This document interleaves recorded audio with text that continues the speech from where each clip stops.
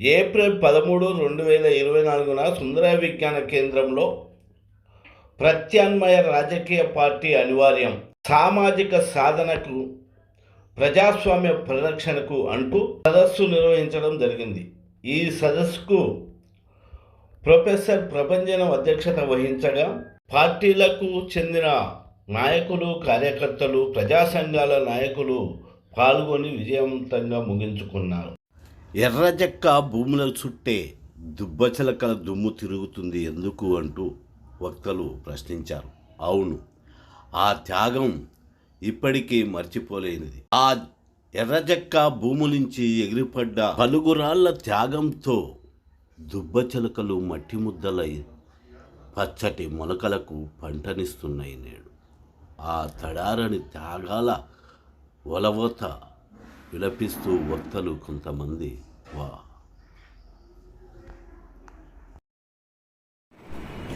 ఇలా అనేకులు మనకి హక్కుల సాధన కోసం ఉద్యమించారు. విరామం లేకుండా పోరాటం చేసి మనకి సాధించారు. వాళ్ళ స్ఫూర్తిగా అంబేద్కర్ ముందుకొచ్చి భారత రాజ్యాంగ నిర్మాతగా, అంటే వాళ్ళు చేసిన ఉద్యమాలను, పోరాటాలను ఫలితంగా వచ్చినటువంటి హక్కుల్ని రాజ్యాంగంలో పొందుపరిచి మనకి అవకాశాలు కల్పించారు.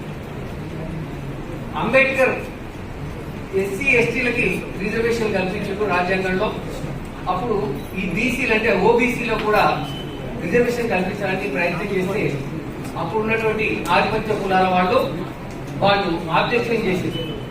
ముందు మీ ఎస్సీ ఎస్టీలు చూసుకోగా ఓబీసీ నుంచి పిలిస్తే ఆయన అప్పటికప్పుడు ఆగి ఆర్టికల్ 340 కింద ఏం చెప్పినంటే ఒక బీసీ కమిషన్ వేసి ఇతర బీసీలకు కూడా అవకాశాలు కల్పించాలని చెప్పి ఒకటి పొందుపరిచారు. దాని మేరకే 1953లో కాకా కాలేకర్ నాయకత్వంలో నెహ్రూ ప్రభుత్వం మొట్టమొదటి బీసీ కమిషన్ వేసింది.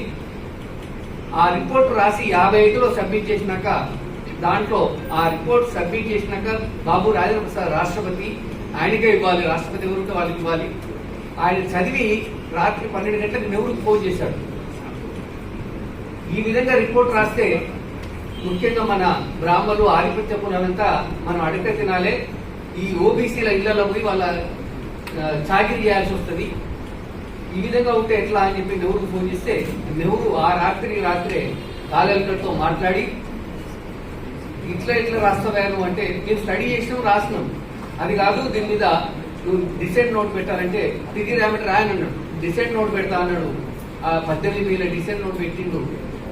దాంతో అది ఆగిపోయింది. అదొక జనతా ప్రభుత్వం వచ్చినాక కాస్తో కూస్తో ప్రజాస్వామిక విలువల కోసం పోరాటం చేసినటువంటి జనతా ప్రభుత్వం రామ్మనోహర్ లోయ ఒక సోషలిస్ట్ సిద్ధాంతంతో వచ్చినటువంటి ఆ పార్టీ వాళ్ళు రెండవ బీసీ కమిషన్ వేశారు. దానికి చైర్మన్ గా బిపి మండల్ గారు ఉన్నారు. బిపి మండల్ గారు అంతకుముందు ముఖ్యమంత్రిగా కూడా పనిచేశారు. రాజ్యసభ మెంబర్ గా, ఎమ్మెల్సీగా, ఎమ్మెల్యేగా కూడా పనిచేశారు. సో అపారమైనటువంటి అనుభవం ఉన్నటువంటి ఆయన్ని చైర్మన్ గా మిగతా 4 సభ్యులతోటి రెండో బీసీ కమిషన్ వేస్తే 2 సంవత్సరాల్లో ఆయన దేశమంతా తిరిగి 6,000కు పైచిలుగా కులాలని గుర్తించి అందులో 40 సిఫార్సులతోటి కమిషన్ రిపోర్ట్ సబ్మిట్ చేశారు. ఆ 40 సిఫార్సులలో ఇప్పటికి 2 అమలవుతున్నాయి. 1990 ఆగస్టు 7 నాడు అప్పుడు అధికారంలో ఉన్న జనతా దళ ప్రభుత్వము, బీపీ సింగ్ ప్రైమ్ మినిస్టర్ గా ఉన్నాడు. ఆ మండల్ కమిషన్ అమలు చేయాలంటే చేయకుండా 10 సంవత్సరాలు ఇందిరాగాంధీ, రాజీవ్ గాంధీ ప్రభుత్వాలు తొక్కేసినప్పుడు అదే సభలో మాన్యశ్రీ కాంశీరామ్ కూడా ఆయన ఎంపీగా ఉన్నారు. అప్పుడు ఉన్నట్టు ఉప ప్రధాని దేవిలాల్, హర్యానా చెందిన దేవిలాల్ మీద ఒత్తిడి తీసుకొచ్చి, అరే నువ్వు ఇట్లా కూర్చుంటే ఎట్లా, నువ్వు మండల్ కమిషన్ అమలు చేయడానికి నువ్వు ఉద్యమించాలి అని చెప్పి ఆయన్ని ప్రోత్సహిస్తాడు. ప్రోత్సహించినప్పుడు మండల్ కమిషన్ లాగు కరో నైతో కుర్సీ ఖాళీ కరో అన్నటువంటి నినాదంతో లక్షలాది మందిని హర్యానా నుంచి చుట్టుపక్కల రాష్ట్రాల నుంచి తీసుకొచ్చి ఢిల్లీలో సభ పెట్టాలని చెప్పి నిర్ణయించుకుంటారు. సో ఆ ఒత్తిడితోటి సంపన్న వర్ణాల బంధువు, నా మిత్రుడు ఆచార్య ప్రభంజన్ యాదవ్ గారు, సోదరులు సూర్యప్రకాష్ గారు, సోదరులు జనార్దన్ గారు, రామకృష్ణయ్య గారు, నా అతి సమీప సన్నిహితుడు మాస్టర్జీ గారు, ఆచార్య వెంకట రాజయ్య గారు, లక్ష్మమ్మ గారు, నా సోదరులు సంగీశెట్టి శ్రీనివాస్ గారు, మిగతా వేదిక లాగా ఏర్పడినటువంటి ఈ వేదిక పైన, వేదిక ఎదుట కూర్చొని ఉన్నటువంటి లబ్ధ ప్రతిష్ఠులైన క్రియాశీలకులైన ఆహారం తప్పించేటువంటి సమస్యల సాధనకు, అంశాలను ఎలిగెత్తి చాటడానికి జీవితాలను అంకితం చేసినటువంటి మీ అందరికీ కూడా మొదట నేను శిరస్సు వంచి నమస్కరిస్తా ఉన్నాను. ఇది వేదిక, అది ఎదుట వినేటువంటి శ్రోత సమూహం కాదు, ఇది రౌండ్ టేబుల్. ఇందులో ఉన్నటువంటి జిజ్ఞాసుల యొక్క పరిచయాలను నేను గమనించిన తర్వాత, వారి వారి భూమిక, వారి వారి భాగస్వామ్యాన్ని నేను అర్థం చేసుకున్న తర్వాత, ఇందులో ఇటువైపు అటువైపు ఉన్నాము అనేటువంటి భావం మాత్రం తప్పనిసరిగా తొలగించుకుంటేనే ఈ చర్చ కొంచెం తీక్షణంగా లోతుగా వెళ్ళడానికి ఆస్కారం ఉంటుంది అని ఈ కార్యక్రమ అధ్యక్షత వహిస్తున్నటువంటి ఆచార్య ప్రభంజన్ గారికి నేను మనవి చేస్తా ఉన్నాను. ఇక మనం వచ్చాక నేను చాలా లోతుల్లోకి వెళ్ళాను. తను కాంక్ష కలిగినటువంటి వాడు, రాజీ లేనివాడు. మీ అందరూ కూడా అంశానికి ఎంత నిక్కచ్చిగా ఆకలినైనా త్యాగం చేస్తారు కానీ అంశాన్ని మాత్రం త్యాగం చేయడానికి ఆస్కారం లేనటువంటి రీతిలో జీవితాలనే జీవిస్తున్నటువంటి వారు. ఇటువంటి నేపథ్యంలో వచ్చి ఎదిగొచ్చినటువంటి సమూహం, ఇక్కడ భిన్న భిన్న భావజాల సమూహం ఏకీకృతం కావడానికి ఆస్కారం లేకపోయినా పర్వాలేదు, ఓపికతో కూర్చొని పరస్పరం 4 పదాలు మనం తెలుపుకుందాము అనేటువంటి ఒక సంస్కారంతో కూర్చొని ఉన్నటువంటి ఈ సమూహానికి నేను అభినందన తెలుపుతా ఉన్నాను. ఇవాళ నేను ఇక్కడికి వచ్చానంటే ప్రపంచం నిర్మించేటువంటి వేదికలో భాగస్వామిగా కాదు, శుభకామన తెలపడం కోసం వచ్చాను నేను.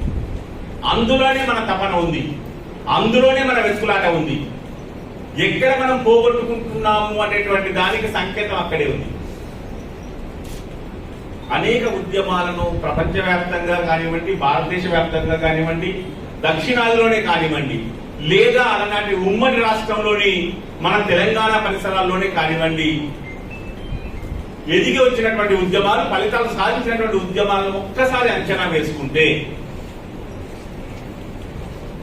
ఆవేదన ఆక్రోశంగా మారి, ఆక్రోశం ఆక్రందనగా మారి, ఆవేదన తోడు చేసుకొని అదొక ఆయుధంగా మారి ఉద్యమ స్వరూపం తీసుకుంటే ఫలితాలు ఎలా సాధ్యమవుతున్నాయి అనేటువంటి సంకేతాలు మన సమక్షంలో ఉన్నాయి. కానీ దక్షిణాదిలో సఫలమైనటువంటి ప్రయోగాలు సాగాయి. కేరళ పరిసరాల్లో, మలయాళ సమాజంలో నారాయణ గురు ప్రయోగం మామూలు ప్రయోగం కాదు. కన్నడ రాజ్యంలో కనకదాసుని యొక్క ప్రయోగం మామూలు ప్రయోగం కాదు. తమిళనాట పెరియార్ అన్నా ప్రభా ప్రయోగం మామూలు ప్రయోగం కాదు. అదే రీతిలో ఉత్తరాదిలో మామూలు ప్రయోగాలు సాగలేదు. వాటన్నింటి యొక్క ఫలితాల హారమే ఇవాళ మనకు వివిధ రాష్ట్రాల్లో కనిపిస్తున్నటువంటి ఫలితాలు. కానీ అలనాటి ఉమ్మడి ఆంధ్రప్రదేశ్లో కానివ్వండి, ఈనాటి ఆంధ్రప్రదేశ్ తెలంగాణ రాష్ట్రాల్లో కానివ్వండి, పక్వం కానటువంటి పండుని పగలగొట్టినటువంటి భాగ్యం మనది. అందుకోసం ఈ పరిస్థితిని అనుభవిస్తా ఉన్నాం. తమిళనాట, కన్నడ, మలయాళ రాజ్యాల్లో ఏర్పడినటువంటి ప్రభావాలు, చైతన్యం ఇక్కడ ఈ సమూహంలో, సమాజంలో ఉన్నటువంటి ఆకాంక్షలన్నింటినీ గౌరవించి మురళీధర్ రావు కమిషన్ ని ఏర్పరిచి అందరికన్నా ముందే బలహీన వర్గాలలో రిజర్వేషన్ తో పాటు వర్గీకరణని వడ్డించినటువంటి పాలనా క్రమంలో మన సమూహం, మన సంబంధ వర్ణాలు ఉన్నాయి కాబట్టి ఇవాళ మన కొరత ఏమిటి అని చెప్పి ఎంచుకోవడానికి, ఏరుకోవడానికి ప్రయత్నం చేసేటువంటి తీరికలో మన సమూహాలు లేవు. అదే ఈ ప్రయోగం. అందుకోసమే ఈ ప్రభంజనం నిరంతరం చేస్తున్నటువంటి రణనినాదం ఇంకా సుందరయ్య వనం నుంచి కూడా, సుందరయ్య భవనం నుంచి దాటుతుంది కావచ్చు కానీ సుందరయ్య వనం నుంచి కూడా దూరంగా పోకుండా నిలిచి ఎందుకు పోతోంది అంటే అది దానికి ఆధారం. ఇక్కడ ఈ ప్రయోగానికి ఆస్కారం ఉందా?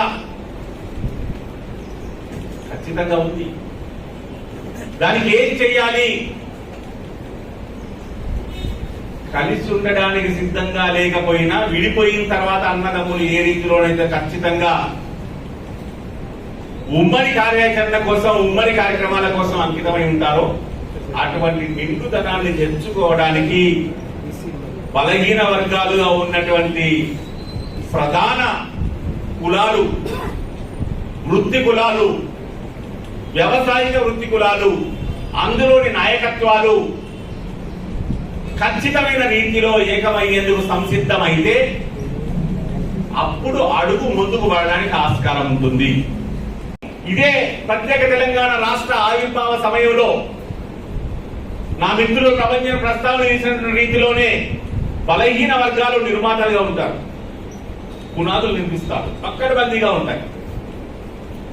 డంగుతోటి మంచి సున్నం ఎటువంటి సున్నమైనా, ఎటువంటి కాంక్రీట్ సిమెంట్ వచ్చినా అది తట్టుకోవడానికి వీలుగానటువంటి సున్నాన్ని డంగుతోటి పునాది నిర్మించేటువంటి శక్తి ఉంది. ఆ శక్తి యొక్క లోతులని మన చరిత్ర పరిశోధకులు మన సంగిశెట్టి శ్రీనివాస్ గారు మన ముందు ప్రస్తావన చేయగలుగుతారు. కానీ ఆ పునాదుల నుంచి వచ్చేటువంటి సౌదాలను నిలుపుకునేటువంటి ఆస్కారం మన దగ్గర లేకుండా పోతా ఉంది. ఎందుకంటే మనలో ఉన్నటువంటి సమస్యలు అలాంటివి, అలా పేరుకుపోయినటువంటి సమస్యలు అలాంటివి. అందుకోసమే తెలంగాణ మహోద్యమ నిర్మాణంలో భాగస్వాములు, నాయకులు, నాయకత్వాన్ని అందించేటువంటి క్రమంలో కలిగిపెట్టినటువంటి అట్టడుగు బలహీన వర్గాల బిడ్డను ఎక్కడ ఏ రీతిలో కనుమరుగు కావాల్సి వచ్చింది, వారి స్థానాన్ని వారు పరిమితంగా ఉన్నది చాలతి అనేటువంటి ఆ గొంగెలు ఎత్తుంటే అంతే కాలు దాపుకుంటామనేటువంటి రీతిలో జీవితం కొనసాగించాల్సి వచ్చింది, తమ భూమిక నిర్వర్తించాల్సి వచ్చింది. ఇది ఒక గుణపాఠం. దీనికే ఆగిపోమని నేను చెప్పడం లేదు. కొత్త నిర్మాణం గురించి మీరు ఆలోచన చేయొద్దని నేను అసలే చెప్పడం లేదు. ప్రయోగం చేయండి. ప్రయోగం చేసినప్పుడే కదా, ఇప్పుడే కదా చెప్పింది సోక్రటీస్ యొక్క ప్రస్తావన. ఒక ఆలోచన ఎంతటి మార్పుని తీసుకురాగలుగుతుందో, ఏది తీసుకురాకపోతే ఐడియా పూర్ణంగా తీసుకొస్తుంది. తీసుకొచ్చింది కదా.